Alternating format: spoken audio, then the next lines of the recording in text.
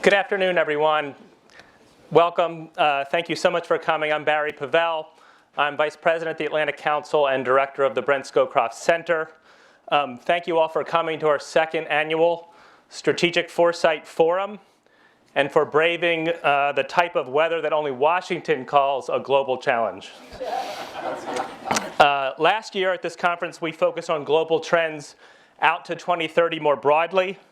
And it was so popular that it crashed our website and the CIA's. I call that success. But our IT people tell us that that won't happen this year. But our focus is on harnessing disruption, focusing on the disruptive technologies that are coming our way.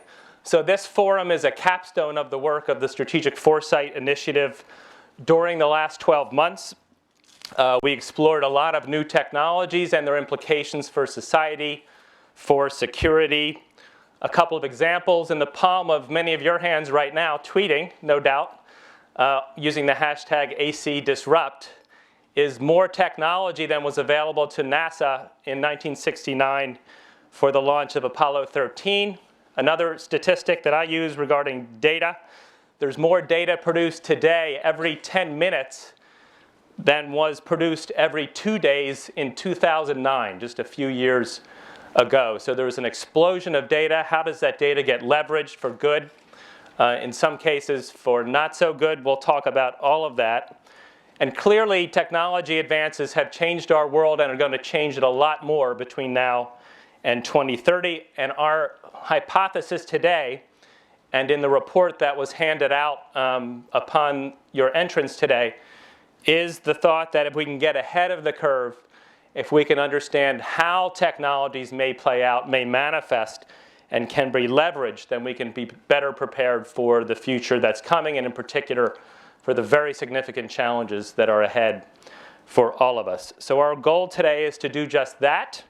Without further ado, I'd like to welcome General Brent Scowcroft on the stage. General Scowcroft serves as the interim chairman of the Atlantic Council, and he began that position after Senator Chuck Hagel started another position when he was nominated and confirmed as the Secretary of Defense. General Scowcroft is a true strategic thinker who has served as National Security Advisor to both Presidents Gerald Ford and President George H.W. Bush, the only person appointed to that position under 2 different presidents.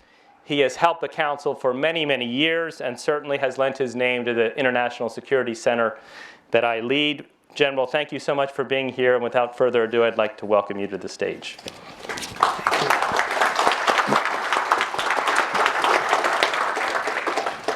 Thank you very much, Barry, for those generous remarks. It's a real pleasure for me to welcome you to this gathering of impressive global thinkers and actors. Thank you for coming and braving the weather.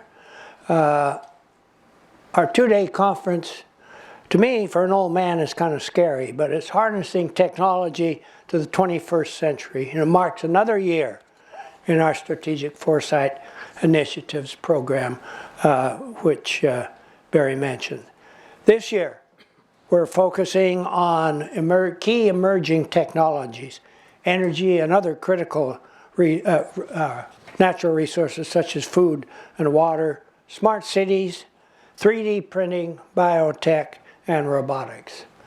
These present many opportunities for the U.S. and its partners, but also major risks. We worry we're not prepared for the negative consequences of these technologies, nor are we well positioned, as we could be, to take full advantage of the many benefits they conceivably have to offer. This conference follows one we hosted a year ago on the release of the National Intelligence Council's Quadrennial Report on Global Trends 2030, Alternative Worlds. At that time, we also issued our Envisioning 2030 U.S. Strategy for a Post-Western World, in which we provided a set of strategic and policy recommendations that grew out of the NIC's work. A key message in our strategy paper was that the keystone of national power remains U.S. economic strength and innovation. And for this conference, we're publishing a report entitled Envisioning 2030, U.S. Strategy for Harnessing the Big Technological Challenges Ahead. It was authored by the Strategic Foresight Initiative team, including Matthew Burrows, Banning Garrett, Robert Manning, and Peter Engelke. It contains both analysis of future technology trends and a strategy for maximizing benefits from these mind-boggling scientific and technological advances while avoiding any unintended and negative consequences. And the report offers policy recommendations, and that's a major challenge.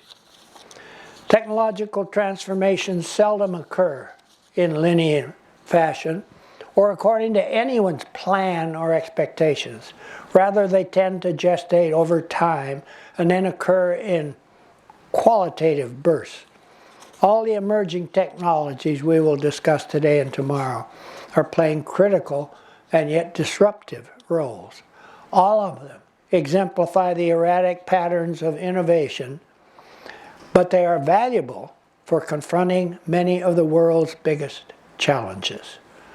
So this is a two-sided challenge. All present opportunities for the United States and its partners and friends in the globalized world, as well as some perils if they are misused or go in the wrong direction. One issue on which we want to focus particular attention is the continuing stature of the United States and its partners in fostering new and critical technologies. The United States currently is a world-class science and technology leader, but the field is increasingly more competitive and congested. The United States and many of its partners risk losing their leadership edge. This comes at a time when innovation is more urgently required than ever before to address the challenges that include managing climate change, natural resource constraints, galloping urbanization, data privacy, health and education, and more generally the unprecedented speed of societal change. Not only can technology be the source of economic recovery and social rejuvenation, but it can connect what President Obama has referred to as the much-needed U.S. nation building at home, with an expansion of U.S. prestige and power overseas. Technology represents a huge set of opportunities for the United States and its partners. But as I said before, technology is by its nature disruptive. Making sure that the disruption is a net positive is the job of government, corporations, universities, think tanks, NGOs, indeed all of us here. We want to think here about how the U.S. and its partners should be using these exciting new technologies to ensure a more prosperous and peaceful world for everyone, rather than further chaos. On behalf of everyone at the Atlantic Council, let me extend a few words of appreciation and thanks. First, many of the speakers and panelists have come great distances in not the best weather of the world to be with us. We in the Atlantic Council very much appreciate your efforts.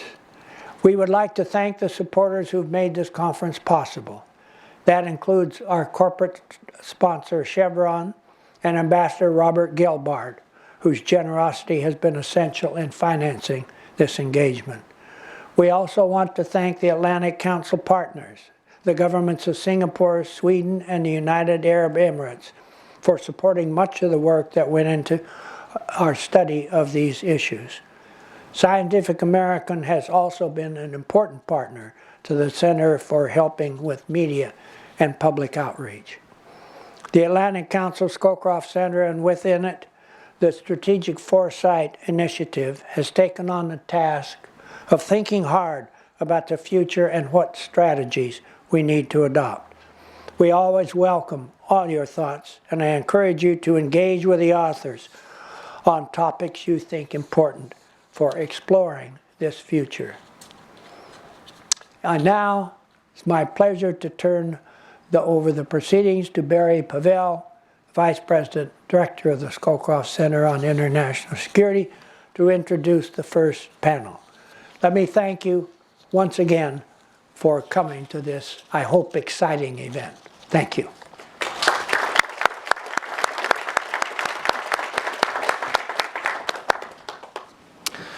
Well, thank you very much, General Scowcroft, and let's get into this now today. You've heard the purpose of this forum. Welcome to the first panel, which we're calling the opening debate, A Race Against Time. Last year, as General Scowcroft said, we've been exploring how technology will change the way society functions, along with many of our partners. This is part of the Strategic Foresight Initiative's sort of broad mission to do three things really broadly. One, take a look at some of the key global trends that are unfolding, not just in technology, but in other areas. Two, try to draw out the implications for today's policymakers, for today's corporate decision makers, of what those longer range trends might mean. And then three, working with our partners to try to develop policies and strategies that enable approaches to resolving some of their foremost challenges. And so our work during the course of this year alone has taken us to esteemed universities like MIT and Stanford, taken us to many of our partner countries, Singapore and Sweden, and to private firms that are at the cutting edge of creating the very technologies that we're going to discuss today. I saw 4D printed material for the first time in my life at the end of October, and I'm still scarred by seeing it and trying to understand the implications.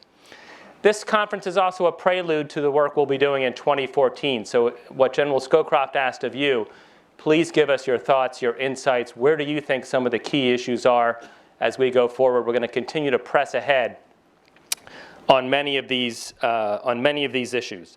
So in this panel, we're going to discuss the role of innovation, the role of technology, and how do we shape the positive futures and try to avoid the worst case outcomes. We also want to understand, in that regard, how can the public sector and the private sector much better integrate, work much more closely together. In some cases, some of the public sector institutions in the United States are 60 or 70 years old, the ones that we're discussing. And so how do we enable these institutions on the assumption that they're not going to be reformed structurally? How do we get them to work more closely with each other, and in particular with the strong central private sector actors that are really at the heart of trying to solve some of the global challenges that we're facing? And so first, I'll ask each of our panelists to address the questions that are in the agenda, and I think those are worth just revisiting. First, is technology overrated as a solution to some of the world's most daunting challenges? Second,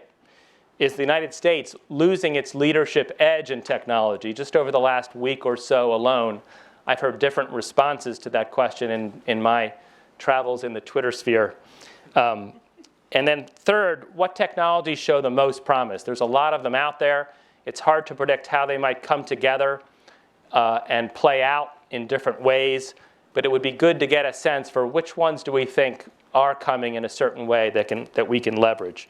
And so after the panelists offer their thoughts on these questions, I'll turn to you for your questions, your comments, your thoughts. And so let me just briefly introduce our panelists, and then we'll hear from them. First, Mariana Mazzucato, and if I'm pronouncing that wrong, please let me know, is an economist and holds the prestigious R.M. Phillips Chair in the Economics of Innovation at the University of Sussex. Her research focuses on the relationship between financial markets, innovation, and economic growth, and she's currently funded by the Institute for New Economic Thinking, the Ford Foundation, and the European Commission. Anne-Marie Slaughter, to my immediate right, is the president and CEO of the New America Foundation, and the Bert G. Kerstetter 66 University Professor Emerita of Political and International Affairs at Princeton University. From 2009 to 2011, she served as the Director of Policy Planning at the Department of State, where we work together quite closely on a number of issues. And before that, she was the dean of my alma mater, Princeton University's Woodrow Wilson School, so I'm going to tread very lightly when I ask her questions. Third, we have Matt Burrows, who is most well known as the architect for the CIA of their quadrennial global trends projections, what many say is really the premier projection of global trends that's produced certainly in an official publication. The Atlantic Council was lucky enough to steal Matt from the CIA, which is no mean feat, as Fred Kemp would say, a couple hours after he retired in September. And so Matt now directs the Strategic Foresight Initiative in the Scowcroft Center here at the Atlantic Council. He also led the research team that has written the report before you on how the US should approach the coming technological revolutions. And so with that, I would like to hear first from Mariana, your views on these issues. I thought I was second, but I'll adapt. Okay, so we have about 7 minutes, 5 to 7, 5 to 7 minutes, right? yes. Okay, we should have a timer here, otherwise I have one. you never know how. Okay, so what I wanted to focus on, and I will indirectly answer all 3 questions, but I kind of want to tell you a story about them, which is what do we actually know about what led to the previous sort of big revolutionary changes in technology and innovation. And it's really interesting because everyone's asking this, but actually providing very different answers. And there was a wonderful special issue in The Economist in April 2012, which asked it very directly. They said, what's going to be the next big thing after the internet? And they called the special issue the Third Industrial Revolution. And in thinking about who the actors will be that actually engage with this new big thing, they were very clear on government's role. They said government, of course, is important, right? I mean, it wasn't written by the sort of extreme right of the Tea Party. So they said, of course, government has a role. They should fund, the basics, education, infrastructure, and research. But they should leave the rest to the revolutionaries. And I think that way of talking about government's role as sort of just facilitating, just enabling, which of course it must do, kind of misses a big, big fact about previous technological revolutions from the internet, nanotech, biotech, which is actually how government, along with the private sector, but actually government often, sometimes alone in the early, high-risk, uncertain phase, did the most crazy revolutionary things.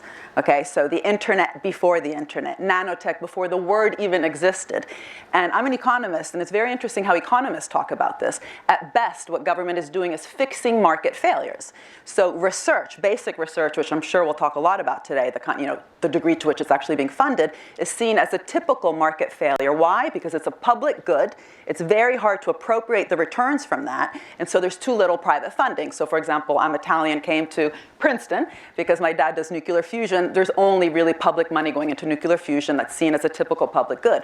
The problem with that story, which is of course, there's lots of truth in that, is what the government did with the internet, again, with nanotech, and today across the world is doing with the next big thing, which I think is going to be green technology, has been so much more than funding the basic research. It's funded the applied research. It's even funded through the CIA, and not only, through also SBIR, the early stage seed financing that venture capital, for example, has been too risk averse to fund. There's really interesting data out there, for example, about the Small Business Innovation Research Program, which funded Compaq and Intel. But the point is that as the economy has become increasingly financialized, and as VC itself, venture capital, wants their returns in just 3 years, right?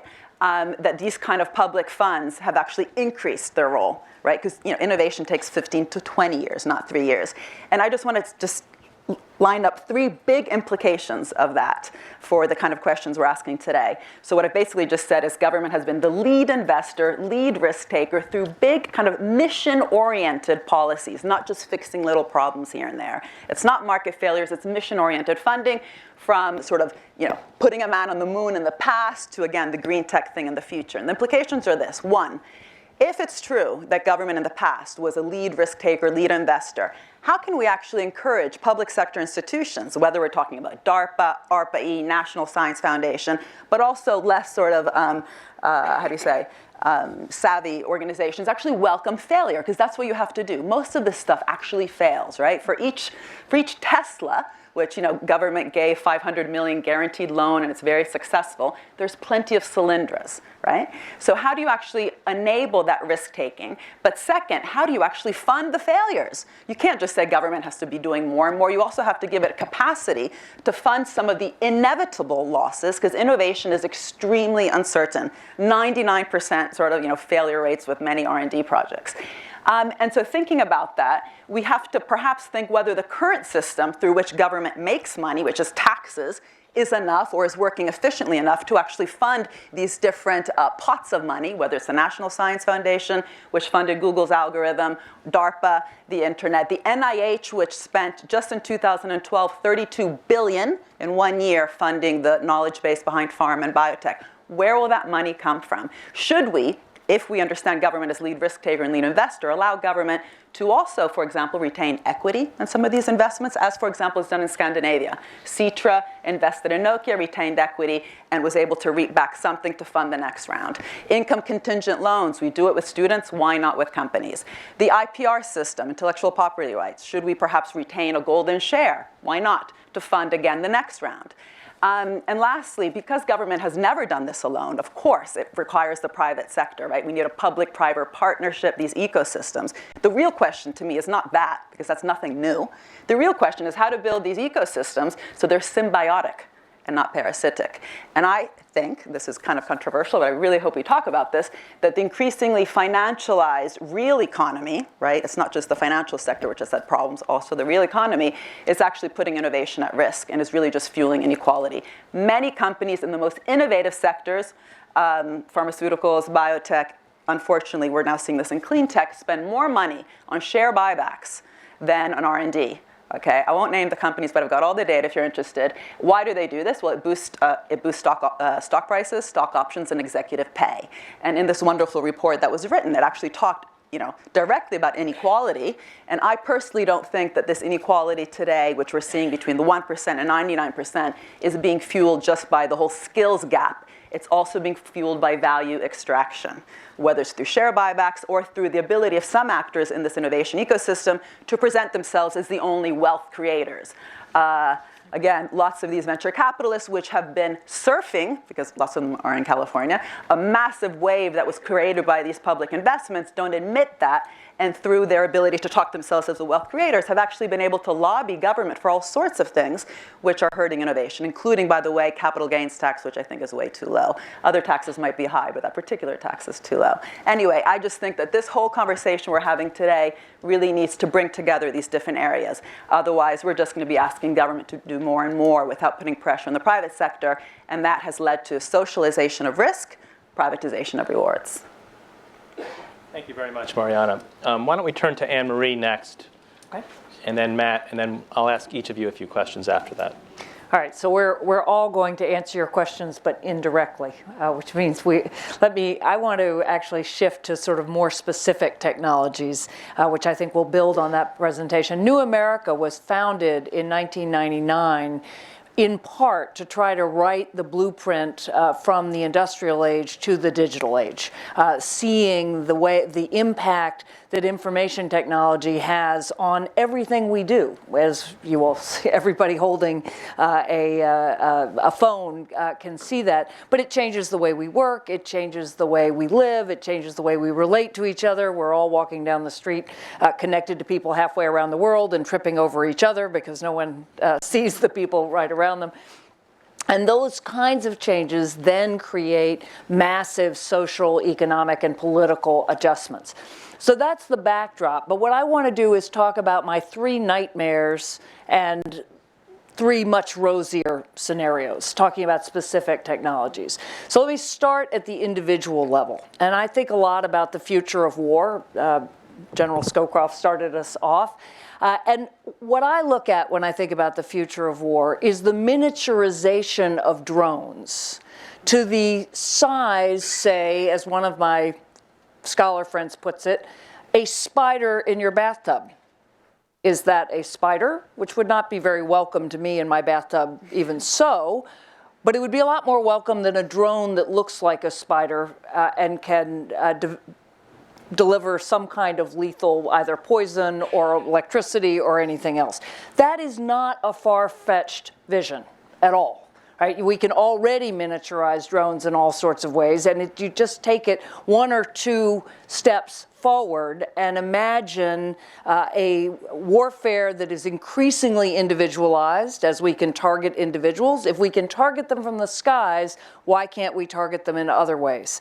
But of course, when I say we, I'm talking about the United States, 80 countries already have drone programs. So that's one of my nightmare scenarios. 80 countries with drones, take that to 140 countries with drones, and the miniaturization of drones. Then let's talk about sort of at the community level and what I look at when I'm feeling particularly dark. And I have a number of technologists upstairs, and they feed these fears. But, you know, we keep talking about the end of privacy already. I don't think we've seen anything yet. You just have to think about walking around with people who have Google Glass, who are wearing Google Glass all the time, and all the places you walk around with people and all the things they can see, and it becomes very uncomfortable very quickly. But then imagine, you know, drones with very advanced spying capabilities, and again, miniaturized. My crews made a drone. Frank Fukuyama wrote about making a drone. But imagine that they can look right through your curtains, right? Which is very likely. You're not even safe in your house in the sense of what people will be able to see. And finally, think about the Internet of Things, right? That everything in your house is connected, right? You've read about this. Your alarm clock goes off and it starts the coffee pot, and the refrigerator opens up and the bacon comes out, and the stove turns on. I mean, it still needs some hands, but very little. But think about all that data that, of course, will not just be available to you. It'll be available to your neighbors to begin with, or anyone outside. If you click on, you know, you start up your computer now, you see all your neighbors' internet, wireless services, right? Well, now you will be able to see much, much more than that. So that's my second lovely scenario. And the third is, and I'm moving from individual to community to world, is looking at a world that looks like the current geographical world, but at the internet level. So really thinking about the balkanization of the internet. You know, we are so early on in the age of the internet. We're about at Model T at best, right? If you think about how cars have developed. And so the idea that, well, it's all free and you know, we simply transcend national borders, well, that was also true for radio in its early days, right? And television in its early days. A lot of these technologies started out as something amateurs did, and they were free and unfettered, and then they became increasingly regulated. It is not a joke when Dilma Rousseff says she wants a Brazil-only internet, or when the Germans say, we want to make sure that our emails only go through German servers. That's a disaster. It's a disaster for the United States because it's our companies that will be hurt the most. And it isn't just Google and Facebook and Apple. It's companies like GE that store data and sell it, right? Who are increasingly dependent on their data business as well as their other businesses. So that's the third area where the ability to actually privatize or nationalize parts of the internet is it's a real nightmare, and it's not so far in the future unless we act promptly. All right, now that I've gotten you thoroughly depressed, I will turn to three rosier scenarios and end with at least one suggestion about what we need to do to be ready. So on the positive side, I do see an era of far more self-reliance. All right, we're already much more self-reliant in the sense we carry around encyclopedias with us, and I don't know about you, but there is no dinner at my household that does not end up with Googling something or several things. It's done wonders for my marriage because there are actually factual responses to many of these questions. But it's also, of course, you know, if you're sitting there talking about Nelson Mandela or Martin Luther King with your children, you can actually click and see a speech, and you really are carrying not just the sum of knowledge, but experience with you. And if you then add all the sensors, and those are coming already, right? I've already worn a Fitbit that tells me how many steps I take and how I sleep, and there are other ones that can tell me exactly how much REM sleep I have versus shallower sleep. That's Jawbone. I'm not advertising, but there you are. If you then think about how they are going to be able we're going to have sensors that are going to allow us to take much greater charge of our health, of our physical well-being in all sorts of ways. I see a world in which we actually are much less dependent on various authorities. We still need doctors, but we're not going to need doctors for all the things we need them for now. We still will need mental health experts, but again, less so than we do now. So a world where it much more self-reliant, both at the individual level, and then let me move to the community level. All right, so you're already seeing communities that are going off the grid. Communities that are figuring out how, in fact, they can redevelop the kind of local ecosystems we actually moved away from. Not 100%, because they still need to be connected to the global ecosystem, but much more so. My technologists, to give you an example, have developed something called Commotion. Commotion is a wireless community mesh communication system.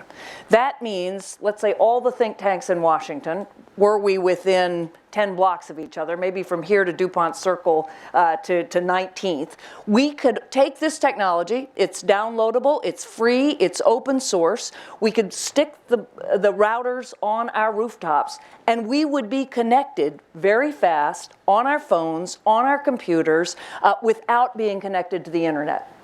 And it is impervious to government spying. Now, we've developed this technology actually for dissidents in Syria and Iran and other places. I now see a very large US market for same.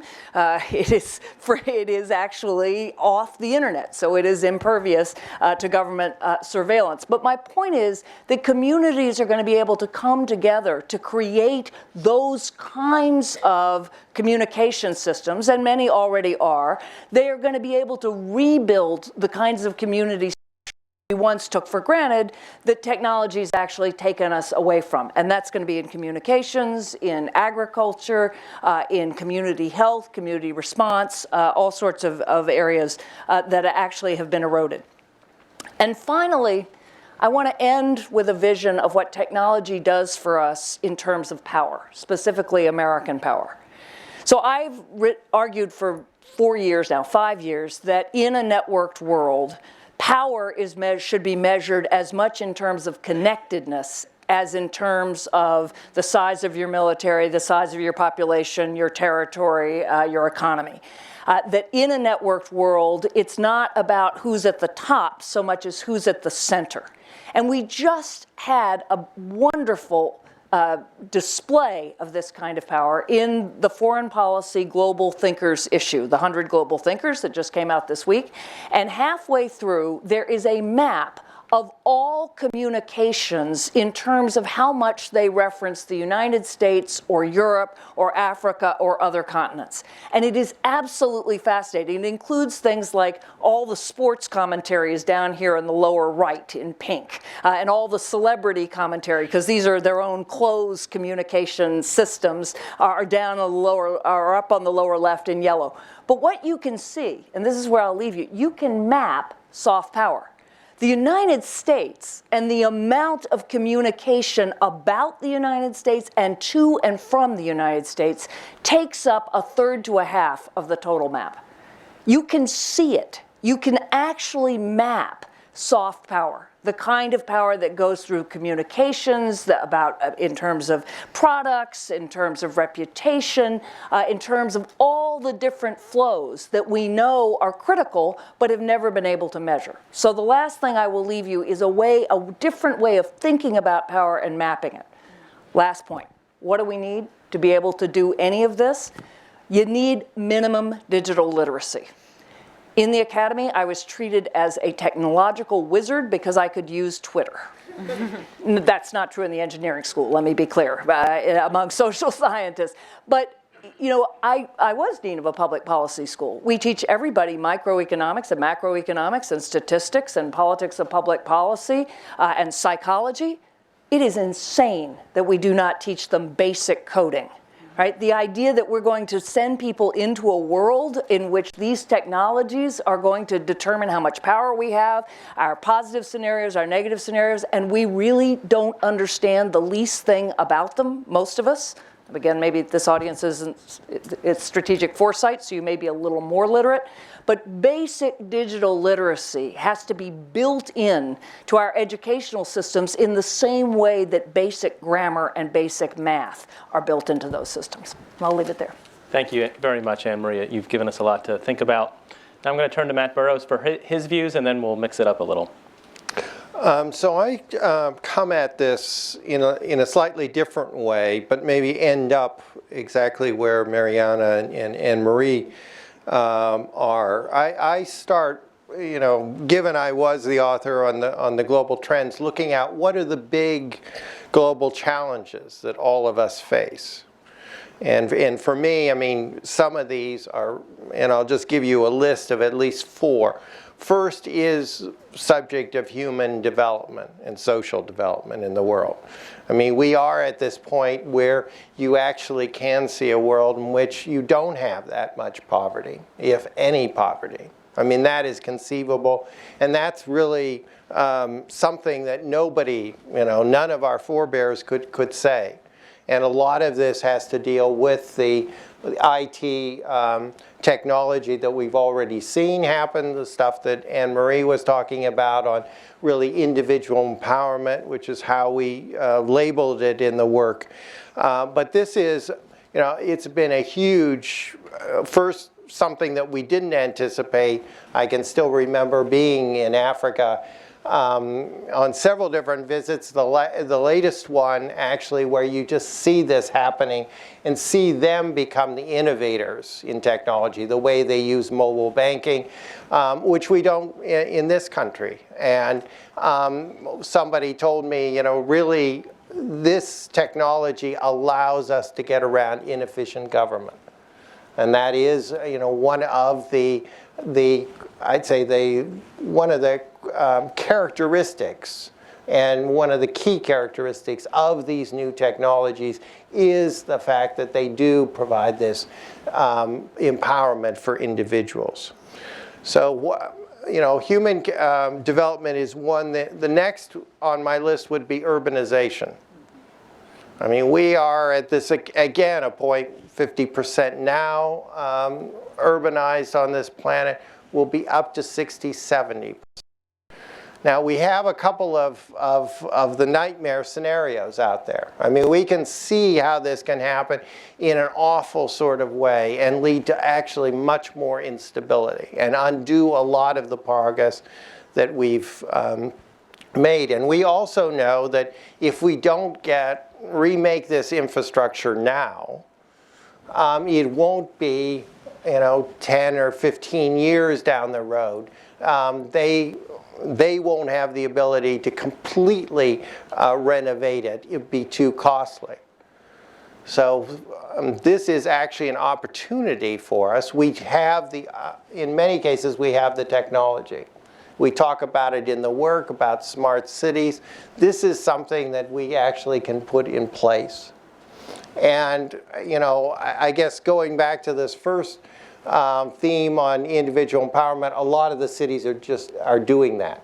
They're not waiting for national governments, particularly to help them on that. And for my money, that's great. And that's what actually we should be applauding. But there are countries and cities and so on which are not necessarily on this path. And that's actually something that within government we should be thinking about. The next one is the green economies. And I guess that's where I'm a little worried, and that's where in the report we are a little worried. We've had this huge bonanza with shale. And as we state in the report, I mean, we're worried that we're going to get really stalled on that. It's such a great thing. I mean, it lowers our price for natural gas and maybe oil down the road. Means, and we have many more supplies of it. It gives us a competitive advantage in this country. It probably is a thing that other countries are down the road are going to also venture into because they see the economic advantages and benefits.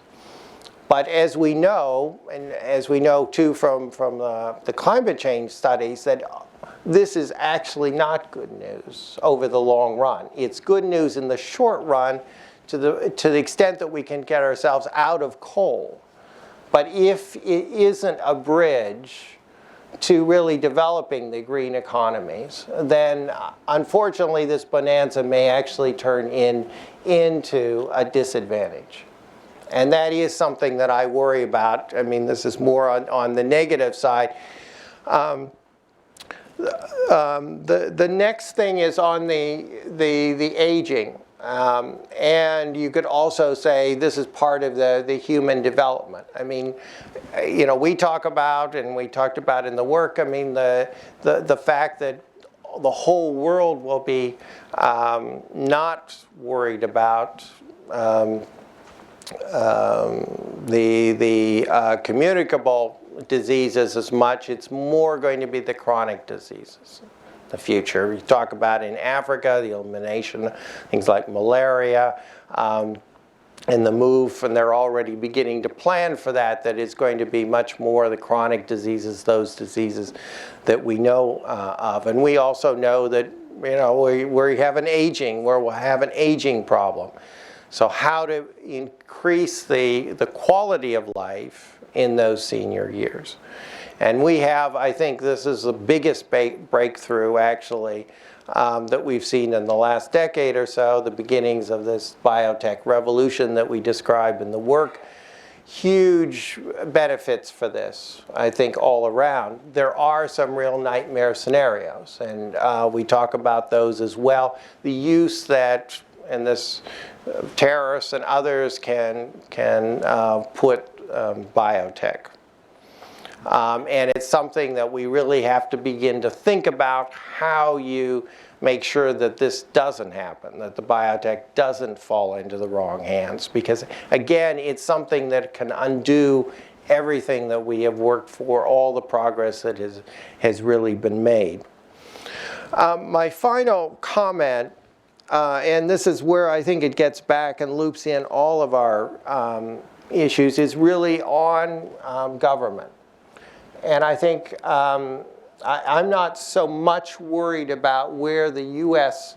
stands at the moment, but I am worried about really the inability within government, you could say too, within some of the institutions, some of the financial institutions, how to really think about these gifts that we really have and are getting from technology. I mean, Anne-Marie has a story about the academe, but you could talk actually about government in Twitter. I mean, how long did it take the State Department to really authorize senior officials to use Twitter? Absolutely. And certainly in the Intel world, it's still non-existent. And, you know, they hope to keep it that way, but more importantly, I don't think we actually factor this into our analysis. This is not we're not thinking about technologies that much when we're trying to think about solutions. And equally, we're not thinking about what are some of the negative side effects in order to put in those measures to prevent it from turning negative. And I don't think anybody actually is working on that either, about how you begin to rethink government organizations, maybe financial institutions, in order to actually maximize the benefits from this really wonderful time that we live in. And with that, I'll end it. Thanks very much, Matt. Let me ask each of you a very broad question. Then I'll dig in a little bit, and then I'll turn to the audience. So please start raising your hand if you have a question.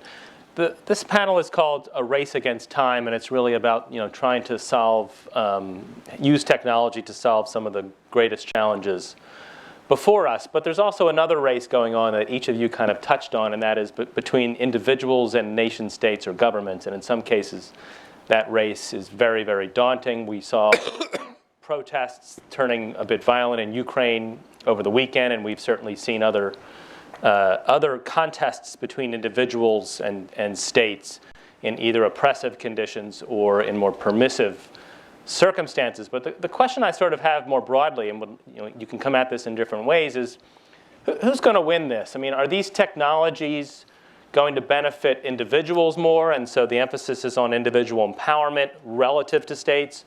Or will states using big data and surveillance and biotech, perhaps biometrics, will states gain the upper hand, in particular in societies that are oppressed? I mean, how do you see this playing out? Will there be clear winners and losers in this regard, or will it sort of keep going in an unending cycle?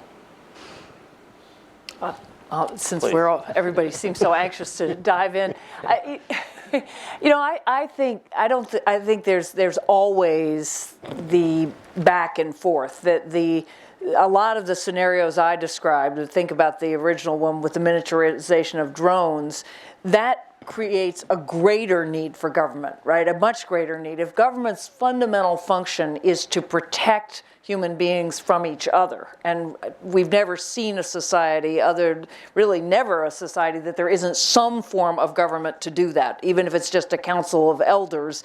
It's the basic social contract. So it seems to me the more complicated the technology gets, yes, it empowers us enormously, but it also empowers us to do terrible things to each other, and we need government to prevent us from doing that, to police us. What I do think, though, is it allows communities to redefine themselves. In other words, it's easier for smaller communities to provide the kind of protection of their citizens that once they might have needed to be, part of a large, the biggest lord in town. You needed his army to protect you. Now it's not clear to me that Catalonia or Scotland or any number of communities, and much smaller ones, can't actually be sustainable and survivable on their own. Any other thoughts? I think I'm, share a lot of Anne Marie's feelings. I mean, I go back to the Gutenberg Bible. I mean, I think here is, a big technological leap, and you had this, obviously initially it was Protestant dissidents that got a huge boost from it, but the Catholic Church also learned how to use the printing press to publish missionary tracts and use it actually to get a little bit of its own back. But over time, I think you have this trend of really individual empowerment. But I do think it's, here again, it's the state has to begin to think about how do you maximize those benefits, because the individual empowerment in the end for your society is really a good thing. The fact that now within these technologies, it's hobbyists and others who are actually pushing forward the frontiers. I mean, that is a great thing, and we should be, encouraging, enabling. But you have to be, from the state perspective, I mean, you got to now be a lot more conversant with what is happening in that world, and you actually have to be inventive to think about how you actually prevent the worst from happening. And I do think we are seeing that. I mean, you mentioned the visit we had to MIT, and they are trying to work both with government agencies like the FBI, but also with scientists and others to begin to think about how you put a security strategy in place to prevent the worst coming out of the biotech revolution. So it is not just the heavy-handed of the government saying, thou shalt not talk to all these people, or we keep the science just within certain labs or within certain licensed universities. But how do you actually figure out who is doing the bad stuff and really isolate that node or whatever, or clamp down on them completely? And it's actually using now, the scientists in place who are probably better understand this better than the FBI, who has the potential also. And that's what we really have to begin to think about. How do you, these inventive solutions? And I'd say the government isn't quite prepared. I mean, one thing is it's still very hierarchical. It has a hard time doing, you mentioned these public-private partnerships. It's still very hard for governments to do that, particularly, I'd say, in the foreign policy establishment. So let me just push a little bit on this. Question as well? Oh, I'm sorry. Yes, I wasn't sure. I saw you taking notes. I wasn't sure if you were. No, I mean, see, my whole point in some ways is that the way we even talk about the state versus market, state versus individual, is actually based on these myths. I mean, the best book to read on this, by the way, is Karl Polanyi, wrote this a long time ago, in the history of markets, and they were, from the start, from the beginning of capitalism, deeply embedded with the state. The state actually imposed the national market, which is different from the local and international market. But for sure with innovation, what we see is that the state has played sort of a lead engine role in shale, which you mentioned. The real problem with shale is that because we don't admit the state as an engine and at best just as facilitator, we didn't actually have proper debate about that direction, right? Because we do have the debate, if you think about it, with the debt, right? We say our grandchildren are going to have to pay interest, blah, blah, blah. Well, what about our grandchildren having to pay, the costs of shale having basically stunted now the investments in renewables, right? Why not have that debate? Why should we have it? Because the state actually did shale. It was 100% government funded, right? I talk about this in my book, but also the Breakthrough Institute. I think you guys mentioned it as well. And so that's what's missing, really. And in my institute at the University of Sussex, there's a whole program that's talking about this in terms of directionality. We don't even have the data of why it is within biotech, within IT, the direction of research is going sort of one way instead of another. And why should we care? Because it's taxpayer funded, okay? And so this is, I think we just need to be a bit more granular and less sort of black and white when we talk about sort of the state versus individual. And, again, every technology behind the iPhone, every single one of them that makes the iPhone smart and not stupid was government funded. Now, once we admit that, and I'm just going to assume we all agree with that, sometimes people are like, I know DARPA did nothing for the internet, I'm sure, okay, we'll debate this, I guess, because he's shaking his head. But if we admit that, and that's a big if, then we really have to make sure there's really the kind of debate we're having about the debt with the direction of these technologies, because they are taxpayer funded. You raise you're leading me to ask you a different question now.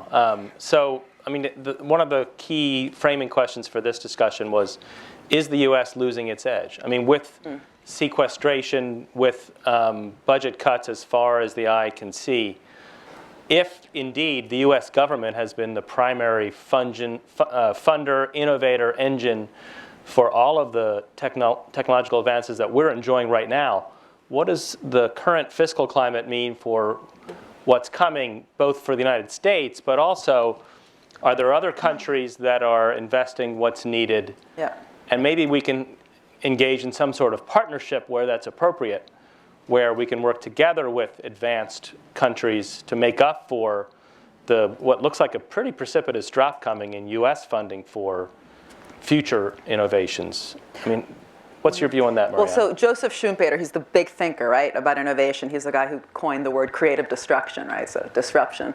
And what he said was that the banker is the E4 of innovation capitalism, because innovation has to be financed, okay? Who's going to fund this stuff? And this is where the U.S. currently has a big dilemma, because on the one hand, you have, so the issue with finance is not any kind of finance. There's plenty of finance out there, right? In the private sector, there's something like close to $2 trillion today in the US, dollars being hoarded, not being spent. It's there, but it's not being spent. And as we know, the public sector can sort of create money out of thin air, so in theory it can do it. And it has been doing it worldwide. This whole quantitative easing thing, right, has happened. Now the problem is that it's not the quantity, it's the quality, and also the direction. So quantitative easing, most of it has just ended up in the banks. But also the kind of finance that's out there, private finance, is pretty impatient. What innovation requires is patient, long-term, committed finance. Now, what the U.S. public agencies have supplied in the past, and by that I mean the NIH, DARPAs, SBIR, NSF, blah, blah, blah. It's this decentralized sort of network state in the U.S. It's not this top-down ministry, right, big brother. That's basically what created lots of the Silicon Valley stuff. It's under threat because of the sequestration, but also in the, what was I going to say? It's under threat, but also then the private sector is not playing the role that it did in the past. So we don't have the Xerox parks, we don't have the Bell Labs today alongside the private sector, and they're basically getting off the hook. So even today, when we're back talking about innovation policy and industrial policy, which is really a blasphemy in most parts of the world, including the US up until recently, the real question is, again, how to build these ecosystems. And I think that what's interesting is if you look around the world, like in China, where the China Development Bank alone has provided something like 2/3 of the funding for renewable energy worldwide. The data for this, by the way, is Bloomberg New Energy Finance. They actually calculated all the money coming out of private equity, venture capital, corporate money, and the stock market. In 1 year, in 2012, that came out to $12.5 billion.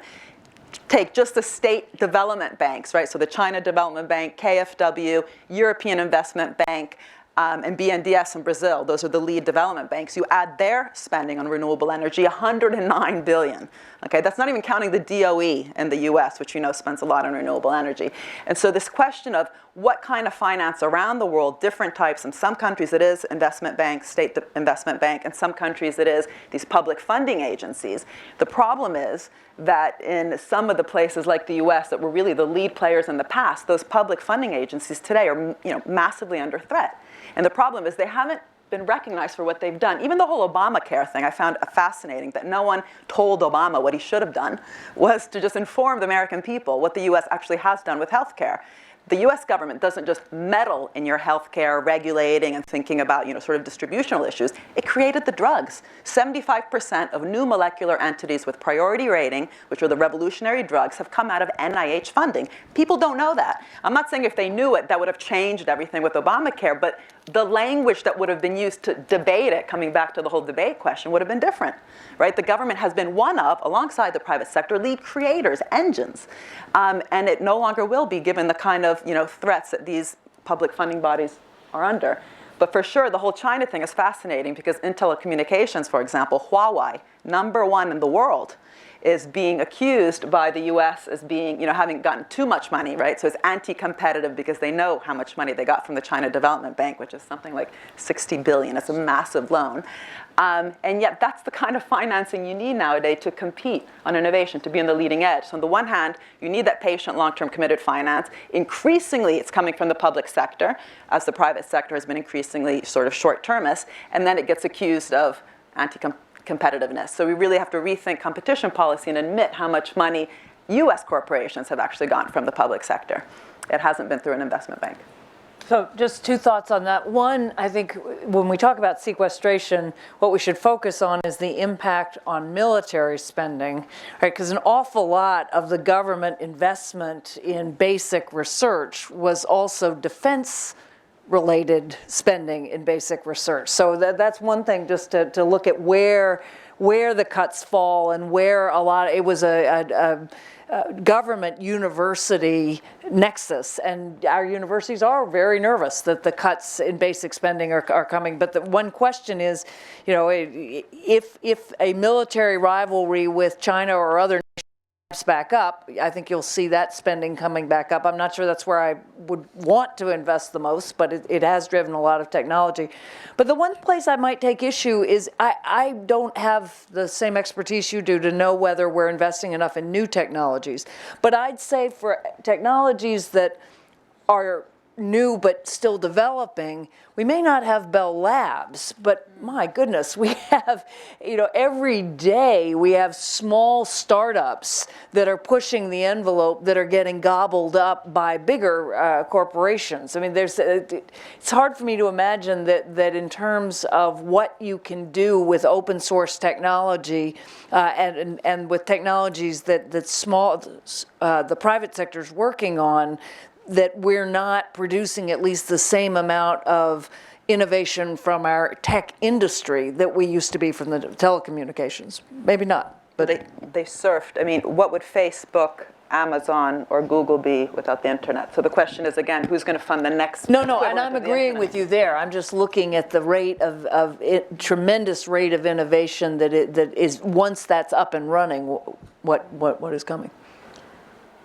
It's not coming from the small companies. So if you look at both the patents, but also job creation, which is what we care about, job creation, that I agree. It's not coming from SMEs, and most of the innovation's also not coming, SMEs, that's what we use in the UK, small, medium enterprises, So there's huge amount of attrition, which is what we want, right? I mean, that's the whole thing, welcome failure, there's gonna be a lot of failure, but what we know is that these high-growth, innovative companies, the gazelles, don't ask me why they call them gazelles. Gazelles are animals that eat grass and all of a sudden run and then get eaten by a lion, but They bound. anyway, that the ones that we know today, like again, the Facebooks, the Googles, the Twitters, have either directly benefited from government finance. Again, Compaq, Intel, Apple got $500,000 from SBIC, not SBIR, and that kind of money is under threat. So it hasn't ever been just the genius garage tinkerer. And this is a problem with Steve Jobs' wonderful biography, which I read. It was great, but there's not one line in there that admits the kind of public funding behind the iPhone, iPad, and all that stuff.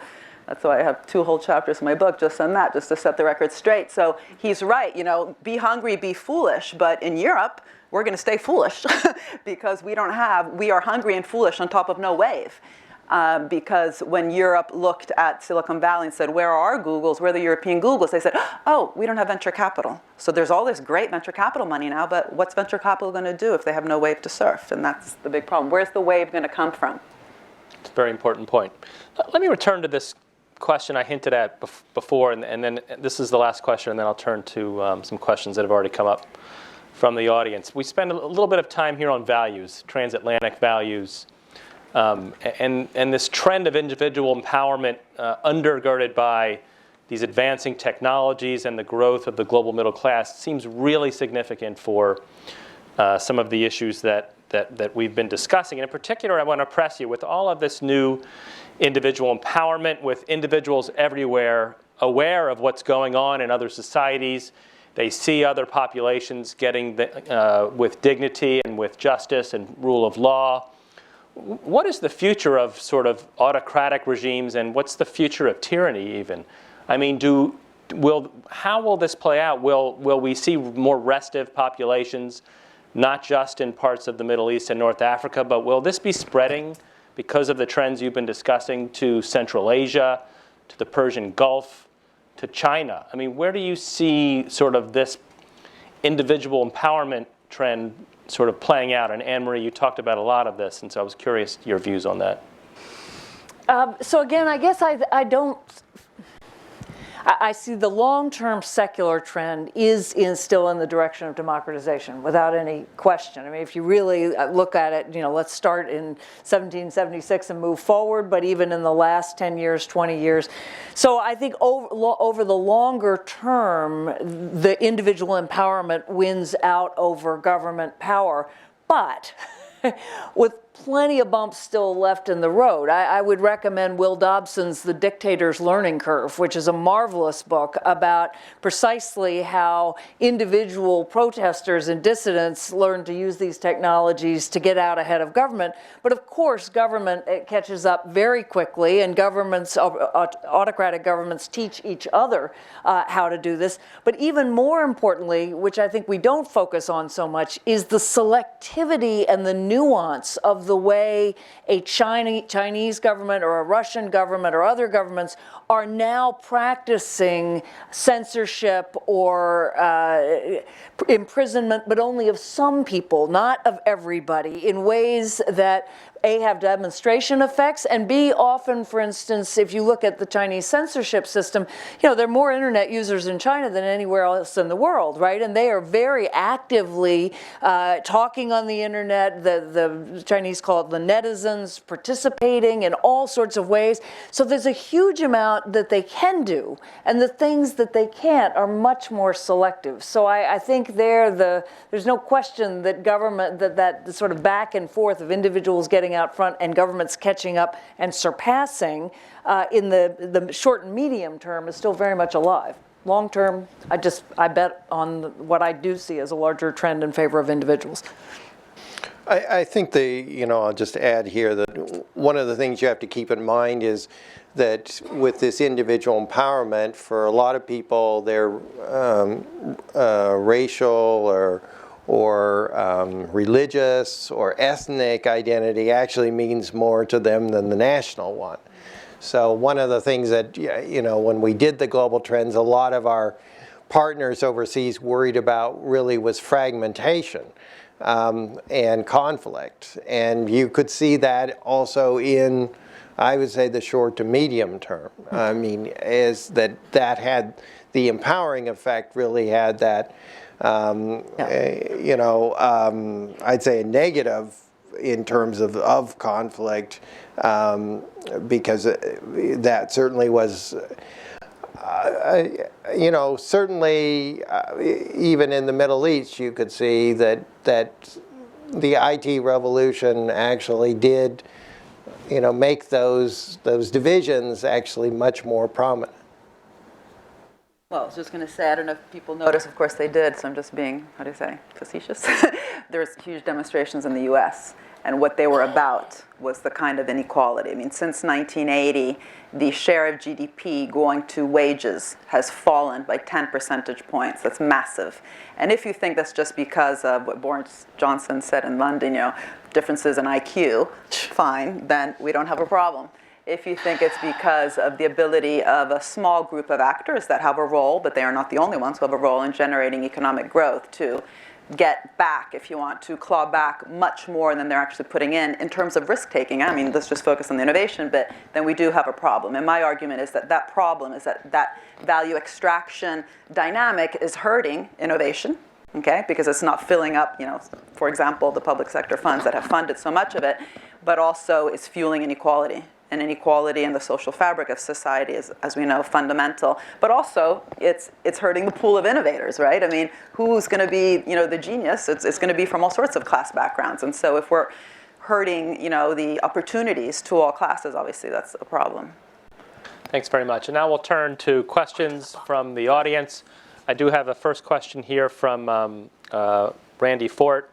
And if those who ask questions can identify yourselves briefly and in particular make them questions, that would be great. Thanks, Barry. Randy Ford with Raytheon. Matt, you gave a little bit of an analysis, a diagnosis of the government problems in dealing with this hierarchical and bureaucratic and so forth. And we didn't even touch on government acquisition systems, which guarantee that if it takes 5 years to get a piece of new technology, then you're automatically 2.5 generations obsolete before it ever hits a government hand. So how should we think about, in looking forward, how the government should be organized, U.S. or otherwise, to take advantage of these technologies, to be able to assimilate them, to be able to acquire them and get them into their hands within a cycle of the technology being still relevant, decision-making that will keep up with Moore's Law kinds of changes, decision-making at network speed, that kind of thing. What should the government be looking like going forward? Well, I think one of the things, and this was, Leon Firth has done a lot of work on this, is you place, certainly this was looking at the foreign policy and some of the domestic policy processes that you place right at the decision-making table, a director who has that knowledge and vision, excuse me, about what those various trends are looking at, so you can talk about much more long-term implications of the decisions that you're taking. And I don't think, I'm not sure we're talking here about huge numbers of people. I think you do need a devoted cell within various agencies that are really, their mission really is to look long-term and also laterally across the different realms and have that access at the very top, so that they're not excluded when you have the decision making. And then I think one of the other things is somehow we also have to get this into other parts of the government. I mean, from a private citizen point of view, Congress is one of those places that doesn't seem to have. And now there are individual congressmen I know who do, but don't have this broader, longer-term perspective that includes a lot of the new technologies. Just one point with that, which I think is a really important question, is that whereas with, say, the microchip, lots of the initial dynamic with Moore's Law was in fact due to government procurement, there's much less opportunities actually for government procurement. Well, it depends actually, but anyway, with the big missions that you were talking about, whether it's the demographic problem, the aging, issue, but even with climate, like with renewable energy, it's just there's less of an obvious link there than there has been in the past, with government also purchasing lots of this equipment. So what are the products, at the end of the around these new challenges is an issue. Thanks very much. I think we had another question in the fourth row here. Thank you very much. Excellent discussion. So one thing that surprised me, this is Can you Steve. identify yourself, Yeah, please? Steve Gale from the U.S. Agency for International Development. So I was a little surprised that no one talked about, and maybe it's embedded in empowerment, but the revolutions that are going on in education. Because it seems to me that fits very nicely into empowerment, and if you read enough of what's going on, education is being totally revamped. So be curious about your thoughts on that. Great question. Yeah, no, that's exactly right. And actually, when I was talking about self-reliance and needing a doctor's less than we used to, although still needing them, but needing them in different ways, I would have said very much the same about teachers, probably even professors.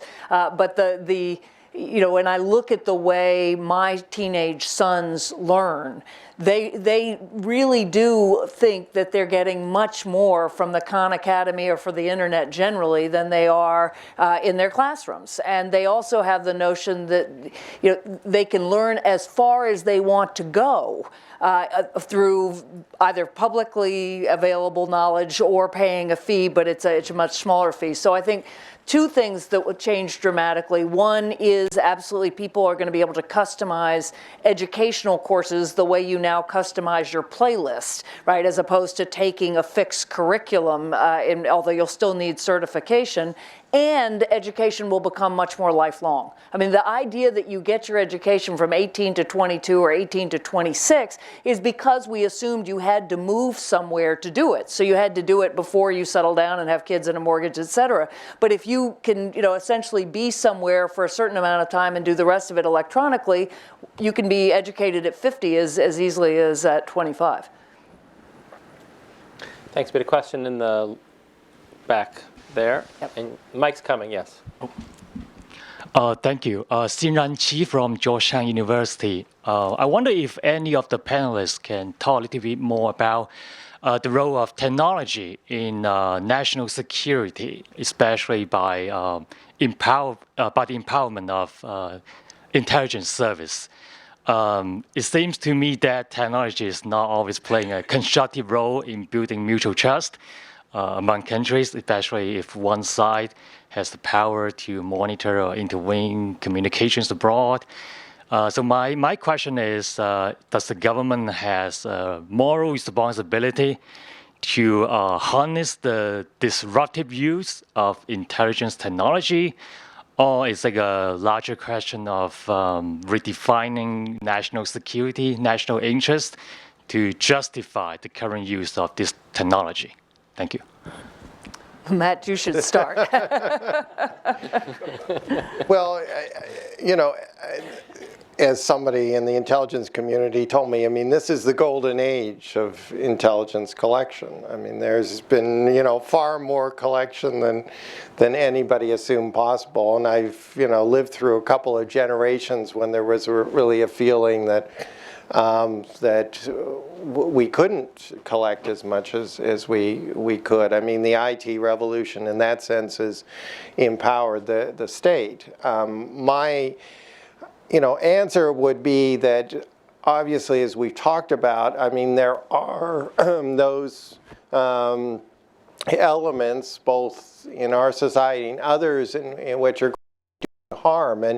And so the degree to which you use this technology to identify those and be able to prevent major terrorists or insurgent attacks. I mean, that is, I think, a good use for the technology. I think where the problem is, I think currently is that the understanding of what capabilities those new technologies have provided the government, and also, provided corporations, advertisers, etc., that is not well understood. And now we have the job actually of talking about what should be acceptable use or not. And that does need to be debated. And you do need to have a certain level of transparency. The agencies, of course, we're getting most of this from The Guardian now, but the agencies itself have to, and the administration have to begin to talk about what those capabilities are, what is accepted practice, and get that out and debate it. And I think, it's an opportunity, actually, I would see it within government and also within the intelligence community to begin to think about what should be the rules of the new rules of the road. Go ahead. Just when in Europe I say, we shouldn't do what the US says it does, but what it actually did, and then I give the examples like the iPhone or the internet touchscreen, GPS, Siri, all funded by government. They always say, oh, but you're talking about the military-industrial complex, and that's kind of seen as bad.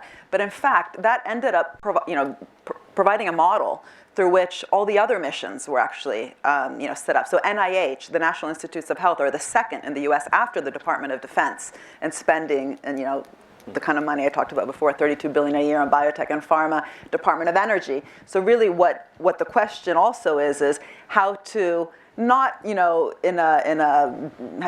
to creatively also think about the big missions also, but not only in terms of security.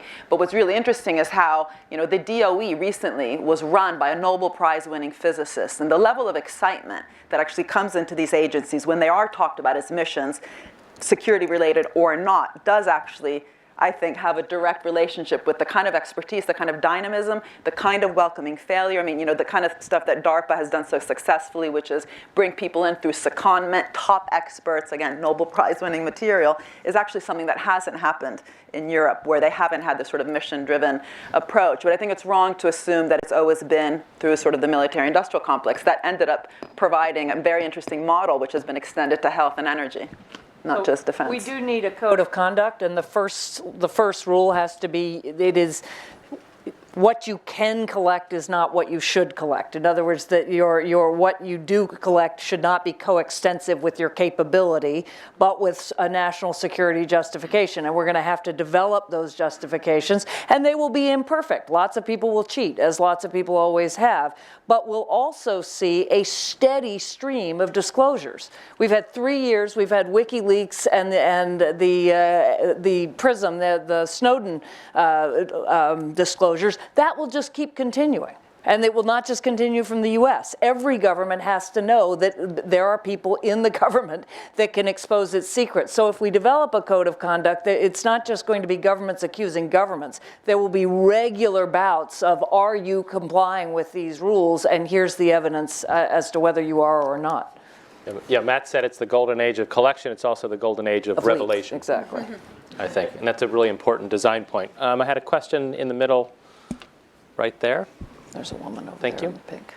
Thank you very much. My name is Tony Veloci. I recently retired as editor-in-chief of Aviation Week and Space Technology magazine.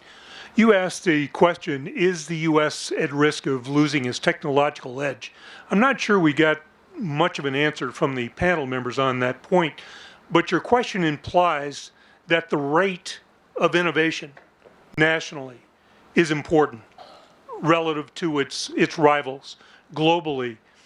And if that's the case, if the rate of innovation is important, how do we, if the rate is adequate or sufficient in the U.S. for the U.S. to maintain its technological leadership, how do we know whether that rate is adequate or whether we are underinvesting in R&D relative to our rivals? For that matter, how would Europe know whether it's underinvesting or its rate of innovation is adequate? So Mariana, I think there's inputs outputs and outcomes in this area that are important, and certainly there's metrics that we discussed in the report on numbers of patents and those kinds of things. But if you could talk to sort of how do you think about this, the dynamics of this question, and certainly Anne-Marie and Matt, if you have thoughts as well. Well, I think even in your report, you show some of the patent numbers, which are, I guess, worrying. But the problem is patents are themselves just an input, right? What you actually want is new products. And patents are, I think the real worry with patents, and let me just say this because it is a big worry, is what is being patented is increasingly upstream. We are actually patenting the tools for research. So in an era of big data and open data, we're closing down science. That's actually a huge worry for the world, not just the US, in terms of the future innovation. In terms of the US, what I was arguing, perhaps not clearly enough, is that the public sector that has funded so much of it is under threat because of this big sort of debate on the size of government, which shouldn't, I think, be about the size, but the kind of government, the type of funding, what to fund, not so much, some sort of debt ratio, which, as we know from the Reinhard Rogoff stuff, was just bad statistics. But the private sector, which is incredibly important, right? Again, the public-private partnerships, the data that's been coming out of, for example, the MIT wrote something called PIE, what it's called, Production for an Innovative Economy, PIE, and they confirm some work that we've done also at the industry level, because I work more at sort of specific kind of 4-digit SIC codes, is that the R part of R&D, so just forget the D part for now, has been falling pretty badly in some of the most innovation-intensive industries, which have become, I'm sorry to put it any other way, just increasingly financialized. And there's metrics for financialization. Again, the share buybacks is just one metric, but there's other ones. And so the question of how to definancialize the real economy is very important in the US because it is, in fact, the economy around the world that's most financialized in industry. Okay? There's the problem of finance, but it's also a problem within industry. And so getting, thinking of ways, for example, to have conditions attached to some of this stuff that we all think is so important, right? I mean, it's not just government funding. It's saying, hey, we will be a player with you if you also sort of step up to the game. And I think the UK and the US is where this is the biggest problem.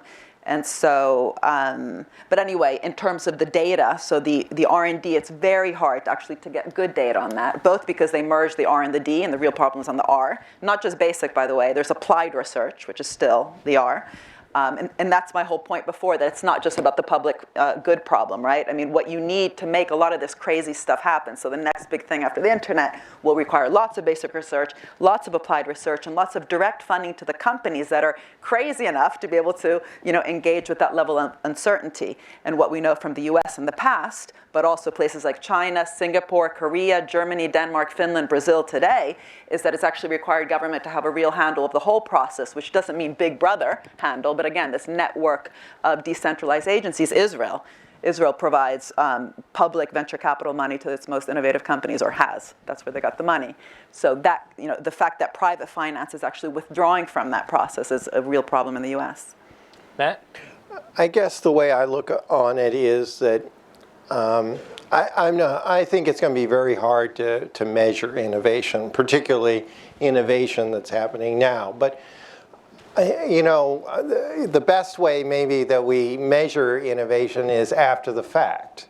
And I don't think we want to be sitting here discussing how the US lost its technological edge, because it cut, what is really not that big amount of money out of its budget. I mean, so I think, the way I would look on this is that this is not a huge amount of money. Why take the risk here?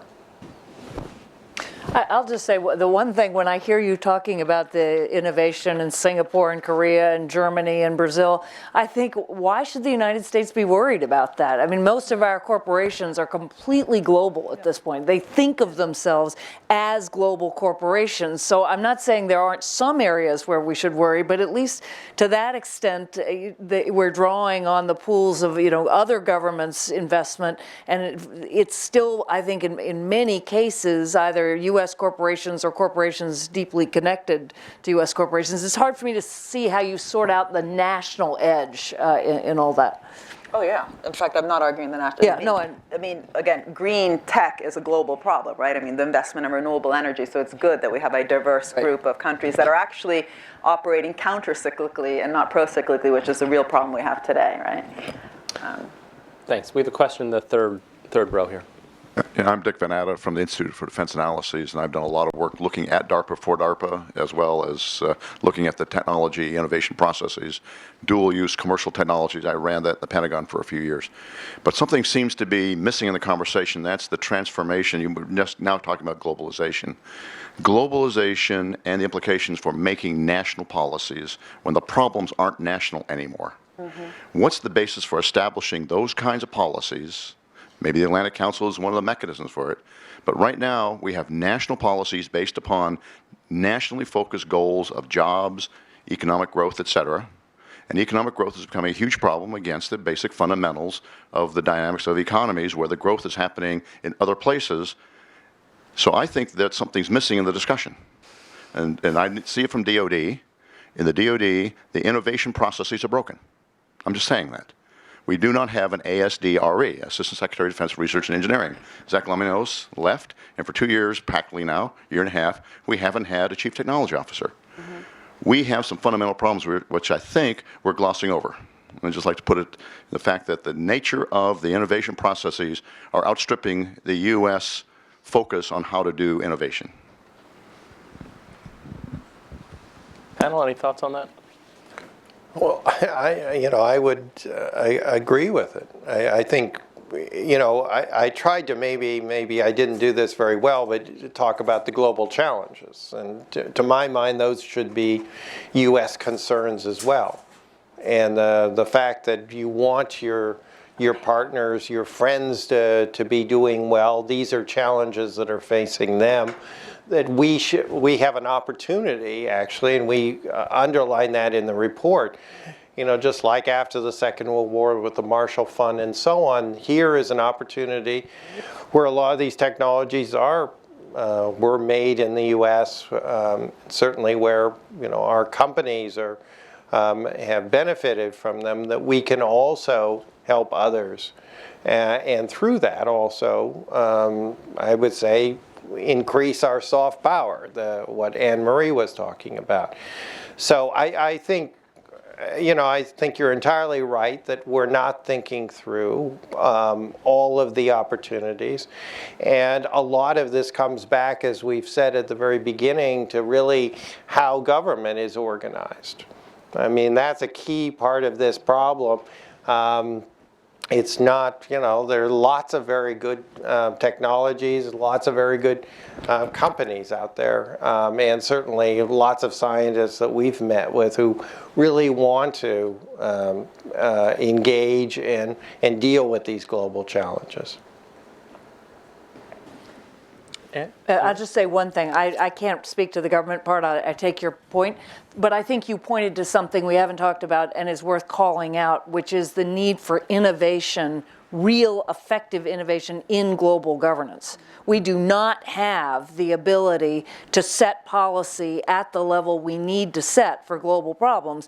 So we're not going to have a global government, but right now we've neither reformed our global institutions, and people debate on whether or not they can be reformed, but the networks of various kinds, the more informal approaches, don't have any kind of coercive authority. So the question of innovation at that level is enormous and lacking. Yeah, I agree. And also, I think sometimes the elephant in the room is also just how much of government is being outsourced. And the problem with that is that you end up losing lots of the brains. I mean, when we were talking about this before, you mentioned the example of USAID, which I don't know enough about. But in the UK, there was recently a fascinating thing that happened, which is that the government wanted to do its own website, right? They actually wanted to compete with Google. They said it's crazy that to get a white paper, you have to go to Google instead of some sort of UK website. What did they do? Outsource. Outsource the fun stuff. Of course, government can't do websites, right? So they outsourced it to Serco. That should ring a bell because Obama just hired them to do the Obamacare stuff, which just kills me when I think about it. Serco produced a terrible website, static website, stupid website, charged government £25 million until someone was like, what are we doing?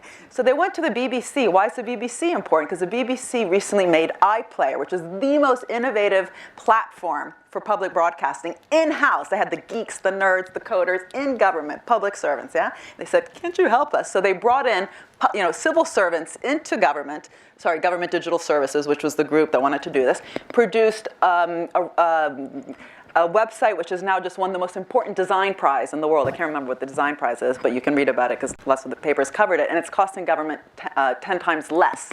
Okay, so bringing brains in, getting that dynamism, making it cool to work in government, bringing the coders and the geeks, I think is just so important. And the only way you can do that, again, is if you have a mission. It's really hard to do it if you just see yourself as sort of there to de-risk the private sector. What you're doing is you're sharing the risks. You should also share the rewards, but to share the risks, you have to know about innovation. You have to have both the scientific, the economics expertise, and that's the dilemma, that by outsourcing everything, we're actually killing the brain of government, and we won't be able to do any of this without a smart government and smart private sector. So you're seeing DOD then?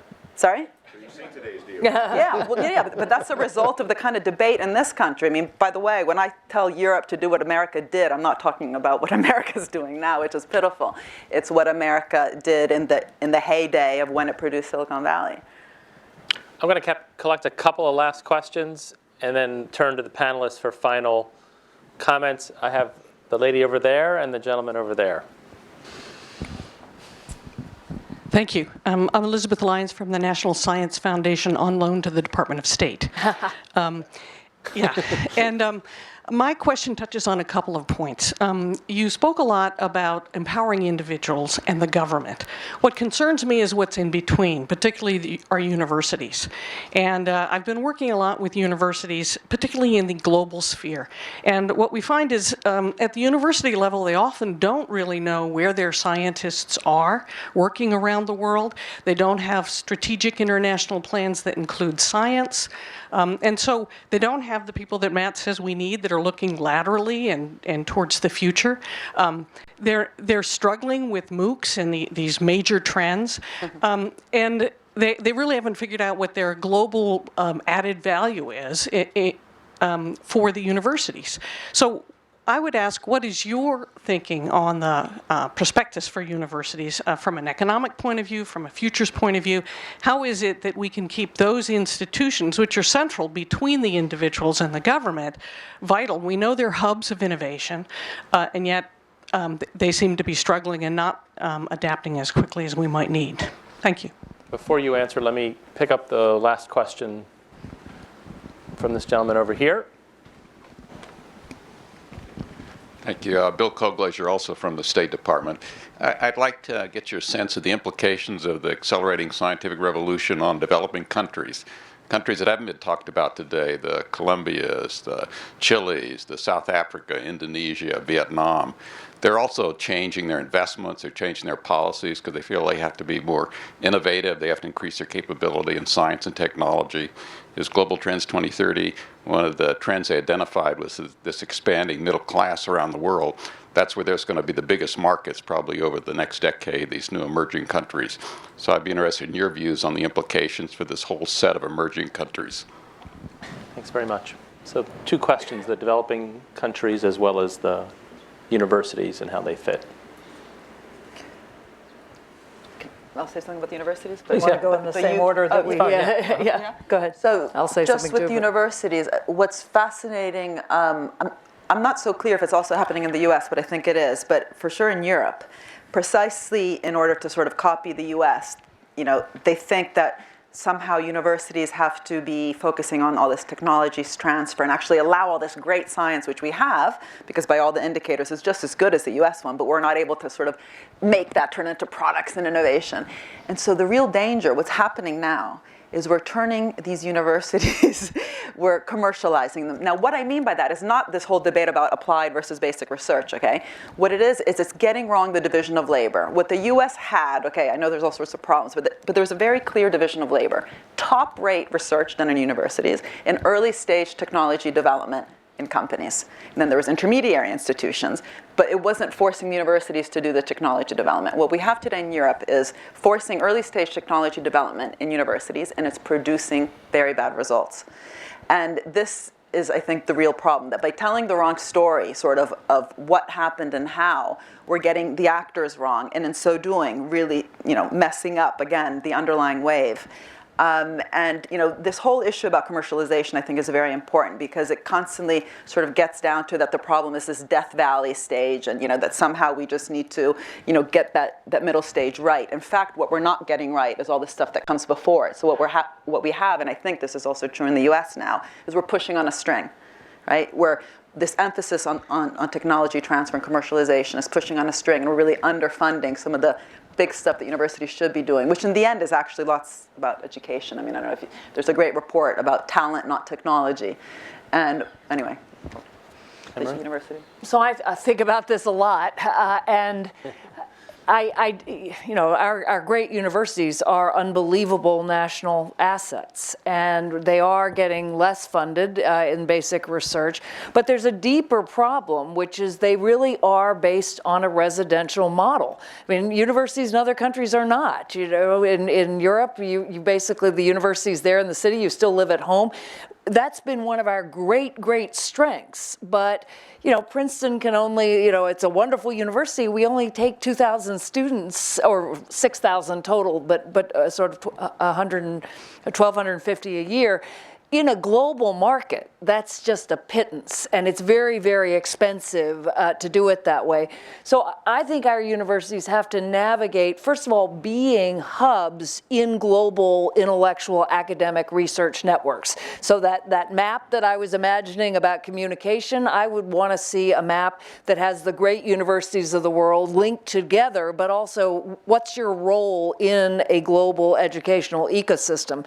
But the second is every university has to be thinking about, all right, there's my residential model, there's my community/state/national model. What am I doing not only to educate the people in my city, if you're city-based, or in my state, and then there's what is my global model. And so the MOOCs, people say, 50,000 people sign up and only 2,000 get a certificate. Yeah, but 2,000 is larger than the size of the Princeton freshman class. So it may not be doing much by the standards of, you should be educating millions. It's still doing more than anyone before. But the last thing I'll say is to get to those three models, I don't think tenure is going to survive. I don't think the kind of semester system, the way we have it, is going to survive. I think we're going to have to become much more flexible, like every other system has been. And let me just say one word on the developing or the intermediate level countries.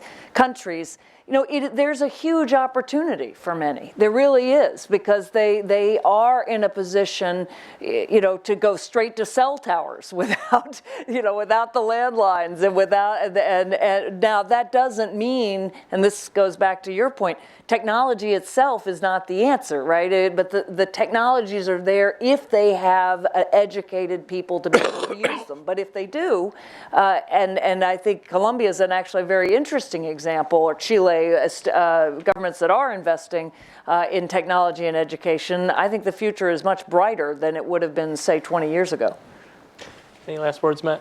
Yeah, I think Bill's point, actually, in getting us into talking about the developing world is very important. We have a line or two in the report talking about how actually, we're seeing greater productivity gains in some of the developing states than we actually saw in the U.S. in the 90s when we introduced the IT. So, they have a huge stake, one thing, in the technological revolution, but I think they could be huge beneficiaries. And for us too, I mean, from a government background, we always worried about, failing states or weak states or so on. The more that again, these states can get on the technology bandwagon, I think the better actually it is for U.S. interests.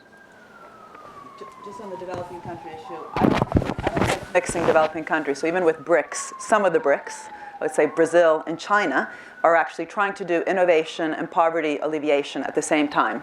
Other ones are not.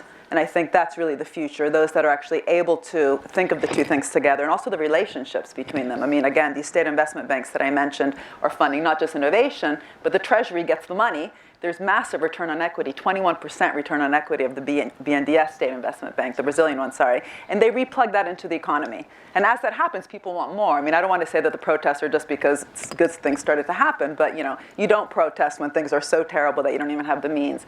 Amartya Sen, I think, is very good on this, on the China versus India problem, and I just think it's wrong to put all the BRICS, for example, together just because it's massively different in terms of how they think about inequities in their societies. I agree. Well, before we thank our panelists, a brief announcement. We'll have a 15-minute coffee break before we return for the Global Strategist conversation with Fred Kemp, Espen Barth Eide, and David Tenenhaus, which I'm really looking forward to. We have 3D printed coffee and SynBio water out there. But please join me also in thanking our panelists for an excellent conversation.